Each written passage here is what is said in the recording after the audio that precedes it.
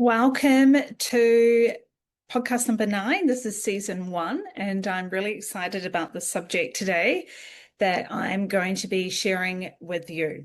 So it is all about reduction, zero, and the power of divine timing. And just stay open-minded if you like, Bonnie. Divine timing, what on earth is that? That does not sound very corporate. Just stay with me today. So yeah, there's just this what I've kind of been sitting with just this last week. I've been thinking about the difference between reduction and failure. And yeah, just being at zero and what being at zero, how that's actually a really positive thing to be zeroed out or to have things stripped away or to be in a kind of more a diminished state, and it can sound quite alarming. However, being at zero and being finished is actually, it's a sign that you're about to go into into something new because you've created that space. And so that's what I want to talk to you about today. So welcome to the podcast. And yeah, thank you. So our culture is very clear about one thing, or at least the culture I'm in. And when I'm on social media or just out and about, this sort of the vibe that I get, because I've been in an extended season of being stripped back of things like things of lesser value and worth, so my own inherent value can come forward, and that I wouldn't stand on any other foundation apart from the foundation of God saying, hey, Bonnie, you're a great daughter. I like you a lot, and that I'm highly valuable and worthy, and that actually I'm a noble daughter, that I kind of carry this nobility. And I say that like with humility, but just this is the kind of the foundation of my confidence and even my business endeavors as I kind of move forward. And so I think that being zeroed out is a fantastic thing. And because in a culture where our value can be measured by our usefulness and profitability.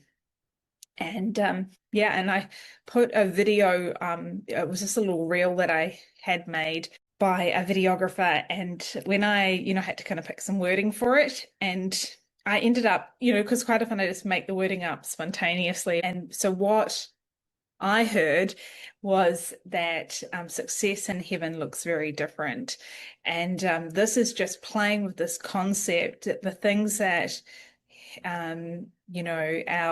our culture. So in the West, I live in New Zealand, spend time in Australia, and have friends in the US. So probably the three. I don't have so many contacts in Europe, but probably just, North America and New Zealand, Australasia kind of area. And our culture, your value, people want to know, what you do.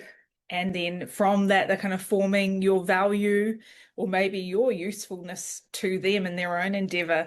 But yeah, if you're producing, earning, building, scaling, and you're doing well, people just that sort of carries this weight to it where that identity can get attached to it. And if you're quiet, slow, or stripped back a bit, you've just had it gone through a season of a bit of paring back, then sometimes people can get uncomfortable with that.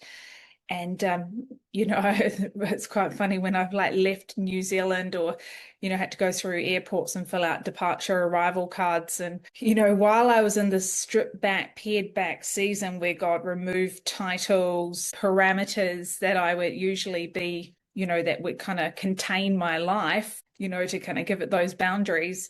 I didn't really have language about what I did, that I was being reformed and recalibrated. So when I would go in or out of the country, sometimes I would write actress or, mother. I would just kind of pastor, preacher. I'll just like make up different things, speaker, because, I like talking.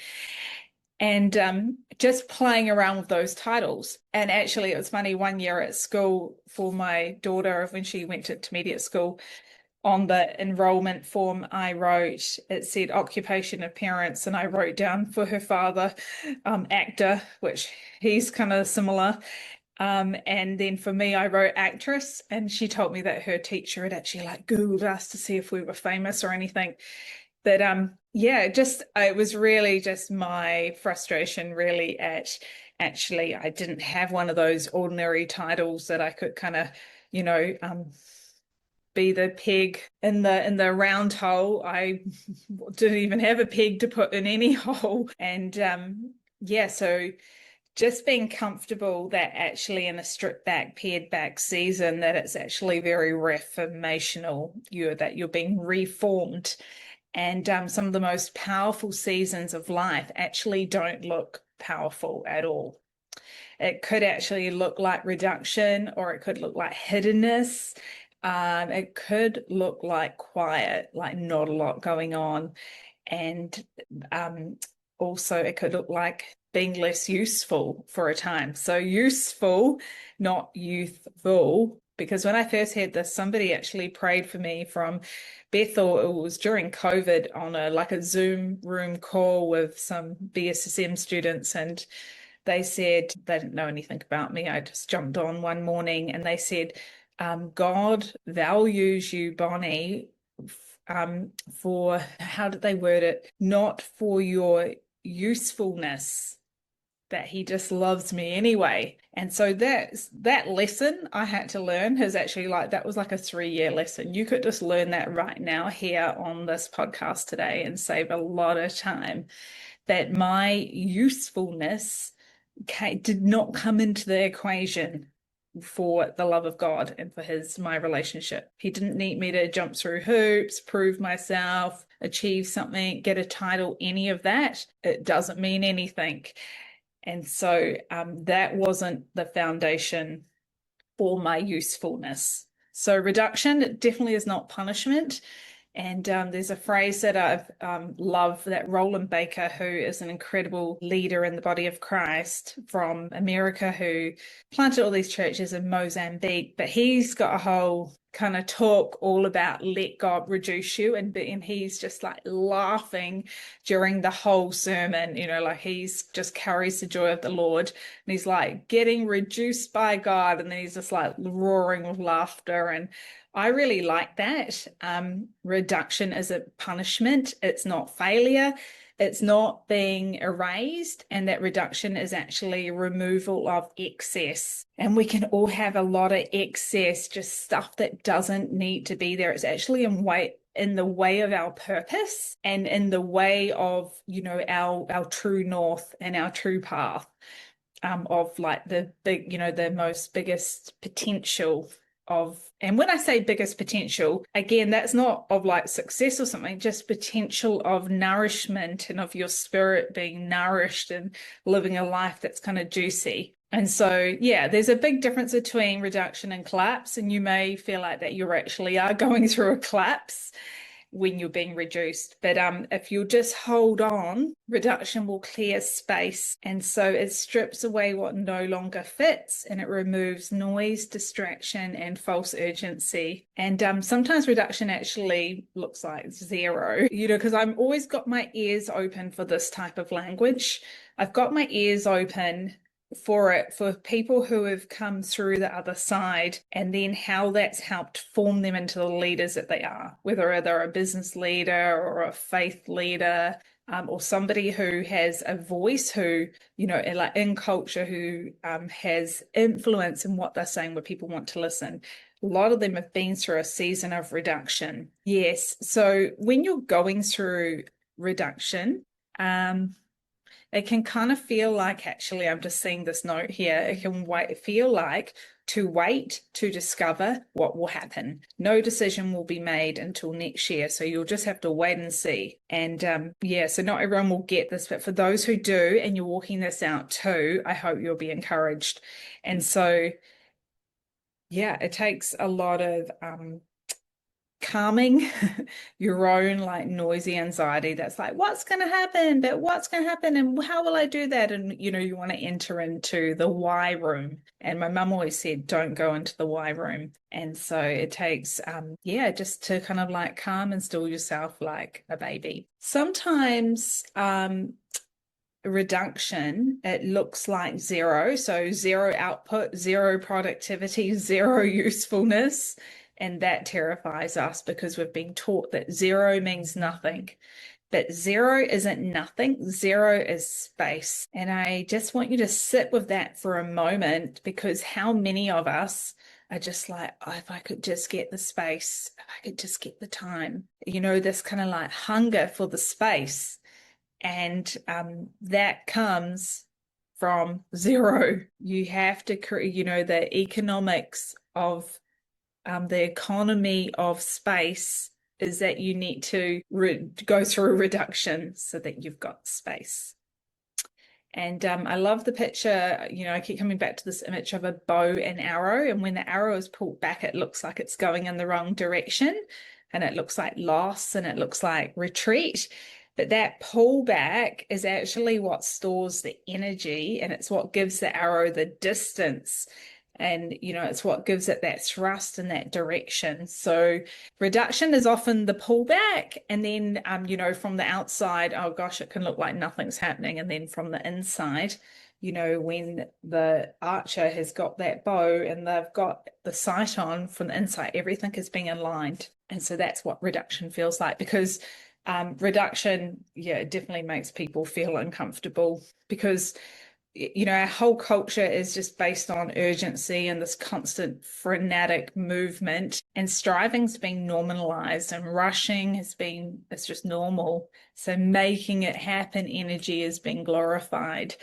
And I have been plucked out of that energy and kind of like put on the shelf. That's what God really did for me. And so when someone slows down or goes quiet or stops producing or doesn't have something obvious to point to, it unsettles people. I've even had people, during this process who've gotten angry at me, say, why have you not produced something? And, but I've really been obedient to the season God's had me in. He's just said, Bonnie, hands off, like for way longer than I could have ever imagined.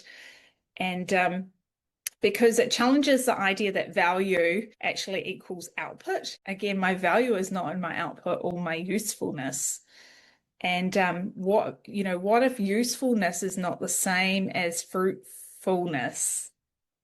And that's the definition that God's been bringing to my own life, and that will define my business moving forward. So what does happen when life strips things back? And there's definitely these seasons where life removes things without asking permission. You're like, hang on a minute, I did not give permission for that to be reduced or that to be cleared out of the way. And I know that people that will be listening to this podcast will be able to listen to, like, the way I'm speaking is almost in, like, I'm a prophetic teacher. So I'm speaking in pictures and ideas and stories, and there's deeper meaning in it. So take what you can from it. And if you're listening to this in like a real right brain, right brain, left brain, like you're more logical, hopefully some of it lands, and you can kind of understand where I'm getting to. But honestly, like, reach out and just say, what do you mean about that? Because I know there'll be something in here that will just really like hit your heart, and you'll think, wow, that really speaks to me. Yeah, so either way, stripping back has a way of revealing truth. And when roles fall away, or when your productivity drops, and then when the structure just dissolves and you're left with questions, that matter, like, oh my goodness, like, who am I without performance? What actually matters now? And then what direction feels true? And what do I even have energy for? Or what brings energy? Because when you've been reduced like that, suddenly you have a choice. You've hopped off the treadmill and you're just looking back at the treadmill and you're like, why do I want to hop back on there? And so you're left with the questions that actually matter, that will bring this vitality and this well-being to you, to your life. And these aren't actually questions, that you can answer from noise. You actually have to be quiet for a second. Which is very frustrating if you're a like go, go, go person. So introducing true north. And this is where I want to introduce the idea that you have a true north. And true north isn't a destination, it's an internal orientation. And it's interesting, even your true north can get a bit clouded or confused with the relationships. Like if you're in relationship with other human beings over, especially if you're an adult, you've been around for a while, then your true north can get just a bit kind of foggy. And I also always think that people, like in romantic relationships should have a true north together. Something, like that needs to be reviewed all the time. But as an individual, you absolutely first, we're in relationship with ourselves first, and then we're in relationship with other human beings, whether it's romantically or, platonically. But our main relationship is our relationship with ourselves. And then obviously if it's being informed by, a relationship with God or, something like that, not something like that with Jesus, that's going to, he's called the light of the world for a reason. So it's good to have a light shining so you can see your true north. And so it's just true north is a place where decisions feel grounded rather than forced, and where clarity comes from alignment, not pressure. So if somebody's pressuring you or you feel some kind of pressure, I'm sorry that that's happening to you. Because true north is where you're no longer actually chasing external demand, but you're responding to an internal truth. So it's almost like you shut off the radio, like if you had the TV on the background, let's pretend I had the TV on, my computer, my phone, it's shutting all of that off and it's going internal to actually hear your true north. So it isn't loud, it doesn't shout, and it definitely doesn't rush. It reveals itself step by step. And you may actually have one of those steps quite often, just like early childhood. I feel like you definitely, as children, we're not cluttered. So quite often some of that reveals itself really early on. I love the verse that says, your word is a lamp for my feet and a light for my path. And a lamp doesn't show you the whole journey. It just shows you the next step. And that's often how alignment works. So the power of hiddenness. Hiddenness is actually, it's always misunderstood, because if you're not in one of those seasons, hiddenness, it's not avoidance. Quite often is God-led, God-directed. It's actually a process that God brings people into. And I actually believe that he does this even for people that don't have a relationship with God, because he is the creator, that people get formed and through a process, especially if they've got some kind of like real destiny calling on their life. And so it's not fear or laziness, but hiddenness is where the orientation happens. It's where the call gets cemented, and it's where you listen, you recalibrate, and it's where you stop reacting, to all the stuff going on, and you start really locking in and discerning. And some of that for me personally has been prayer, worship, reflection, creativity, intuition, talking to God, and all of this needs space for it to marinate and to kind of come forth. And so I heard Peter Crone the other day, is an incredible thought leader, talk about divine timing strategy, DTS. And I've been playing with divine timing strategy or responding to that my whole life. And, we're familiar with hustle strategies or growth strategies, monetization, blah, blah, blah. But, DTS is different.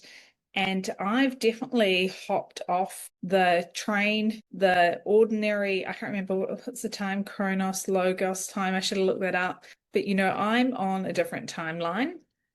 And with divine timing strategy, it's not about forcing outcomes. So it's actually about alignment, readiness, and then timing. It all works together. And I've seen this happen in my own life. So DTS doesn't mean passivity. It means being prepared without panic and presenting without pressure. And it's always available if you don't strive. If you get into any of that other energy, it just kills it, really. And obviously it works better if you're in relationship with God and you just have a chat and be like, hey God, what time are we? When does this divine timing happen? So Yeah, leaning into the void. We're not very good with empty space. And when things go quiet, we rush to fill it. We distract, we scroll, and if some people will overwork or they'll manufacture urgency, but the void isn't empty. It's the fertile ground. You want the void. Okay. Look for the void in your life. Just think, well, where is the void? Where can I create more of it? It's where new ideas form. It's where creativity emerges. That's where clarity returns. And yeah, it's just so crazy when you think about how little space we allow in our life for something unplanned, for the divine timing strategy. Like when you think of your year, is there something in your year positive that could be a carved out void for something wonderful to fill it? Because quite often we don't have those spaces carved out because really we don't trust that there could be something good that would happen. So we fill it up, with the same old, even, which is actually such a shame because you miss out. I just want to share this because I feel like it just perfectly ties in and I think it matters. So over the last few months, I've actually intentionally created a lot of space in my life. And I've actually let go of a home that I've been living in for 2 years. It's a really cool mid-century house. And I no longer live there. I've released a lot of physical possessions. And because I felt like they had old energy, I've come through a 7 or 8 year cycle. Just felt like actually it was time to kind of draw a line in the sand and cut some of that old away and create the void. That might sound extreme to some people, and maybe you're not ready for that. But for me, it wasn't about loss. I was actually just creating an intentional blank page. And what surprised me is that with just like the clarity that I've actually had that's beginning to emerge from that reduction without all the noise, without the maintenance, or without all the shoulds, I've kind of made that decision and cut that away. And so the reduction has actually allowed me to see more clearly what actually matters in this next season and how I can move into it, how I can lean and fill in some of those spaces. And I'm being incredibly not jealous, I'm protective of that void because reduction reveals alignment and convergence because now there's space. And they would say, like, make space for God. And so just like how little activity actually moves the needle, because, we're always told that constant activity is what creates change. Or, I used to be in sales and for many years and, make 1,000 prospecting phone calls and have a big pipeline. And, it was just like about this mega momentum. And if I did the mega momentum here, out the other end, pop, I would get a result. That it would need to have that huge amount of momentum at one end. And so I've been thinking about, especially of that divine timing, how little activity can move the needle when it's in alignment, divergence, and it's intentional. And so, when you look closely, and this is what I've studied, I'm an avid reader, I love reading books, and I go to the library. Like right now, my computer's propped up upon 4 books: Make Life Beautiful, The Sound of the Future. That's actually a really good book. Scandinavian Year and Insight Venice. Like, I read a lot, all kinds of different books. When you look closely, many lives pivot not through volume, but through timing. And so it's like one conversation, one meeting, one relationship, and then everything shifts and changes. And I feel like I've actually had words about this, that I would actually say things that I would just say one word and that it would shift somebody's entire destiny in life. Do you mean? Like, with God. So there's countless examples of this, but people who spent years preparing quietly and then one moment shifted everything. Not because they forced it, but because they were ready. Sometimes it's not about doing more. It's actually about being ready for the right moment. So divine timing versus make it happen energy. And make it happen energy feels frantic, anxious, and urgent. So I was watching Times Square on a TV program last night, and people pay to have promote their book or promote themselves in Times Square. And I've actually looked it up before. It's like $15,000 US, and that you'll be up there. I don't know how long you get to be on the screen for, and then people will take a selfie and they're like, I was in Times Square.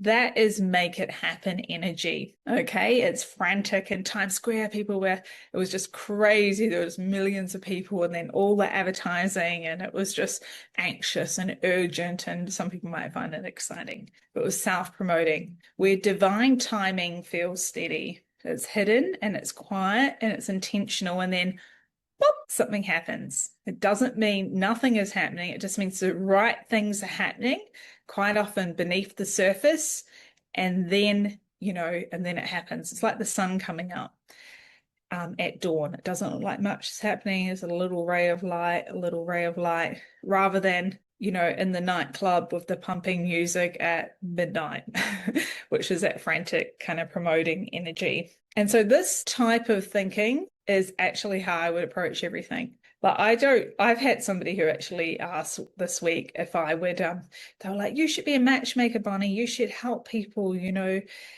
match up in romantic love kind of thing. But it's the same thing. I have never been on a dating app. I never would. It'll be just like one person turns up in my lounge and then I date them.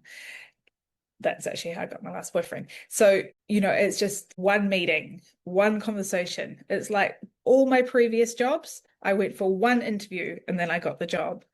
I've never been somebody who's just like scattergunned, like the machine gun and pulling the trigger to try and make it happen. So you're not behind if things have been stripped back, slowed down, or simplified.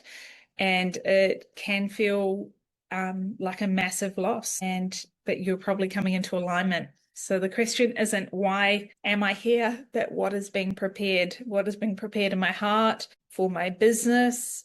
Because I'm interested in a foundational business built on God and spiritual principles, that's authentic and not self-promoted, something that's just kind of like hustly. And so I've actually wanted to invite you to my very first school, Spark Joy School. Kind of seems fun just running a school. So if you're in a season like this, you're reorientating, listening, reconnecting with clarity and creativity, you're interested in business, or maybe you just are interested in making new ways to bring your creativity through, plant something that could produce money or income or something like that. That's exactly who Spark Joy School is for. It's a 4-week personal development teaching space focused on inner authority, self-trust, clarity and discernment, creativity and direction, reconnecting with your gifts, talents, skills, ability, and then learning how to make all those unique gifts and offerings that you have work practically, especially online. And so I'll be teaching from the Spark Joy method, and I'm also going to include my Lady Liberty teaching complimentary for anyone who hasn't already done it, because that's identity and internal freedom work is foundational. It's really training you to think like a leader. Think of it as like a mini leadership school. And so I am a believer. I will, be referencing to God because that would be natural. That's who I am. But this is not a religious school or anything. And it's grounded, thoughtful, and accessible. And it runs for 4 weeks. It's $100. And if you feel like the right next step for you, you're very welcome to reach out to me directly and I'll share the details. So I'm very excited for you. If you're being reduced, that's not the end of the story. It's like really exciting. And often it's just the moment of direction. It's becoming clear. So you don't have to prove your worth and you don't have to rush your way forward. Because sometimes the most powerful thing you can do is actually stop performing and just return to your true north. So before I finish today, I just want to thank you for coming along and listening to this today. And also, I've been noticing what people have been reaching out to me on. And the other thing is questions around faith, identity, beauty, and what it looks like to live fully as a woman without shutting down your feminine, or just being like in the fullness of your beauty. And so if this episode has resonated, I've actually recently opened up a small number of private one-on-one sessions in the faith, beauty, and life integration sessions. I've got the spirit of counsel, but they're spacious, thoughtful conversations for women who are navigating transition, visibility, or a sense that something new is forming and who want clarity. And so if that sounds like you, you're very welcome to reach out to me. You send me a message and I'll send the details across and we can get that on the calendar. So yes, I would love to walk alongside you and help you with that. So those sessions are $350. Reach out to me. Thank you so much for the session today. I'm Bonnie Brown, your host from the Spark Joy Method. See you later.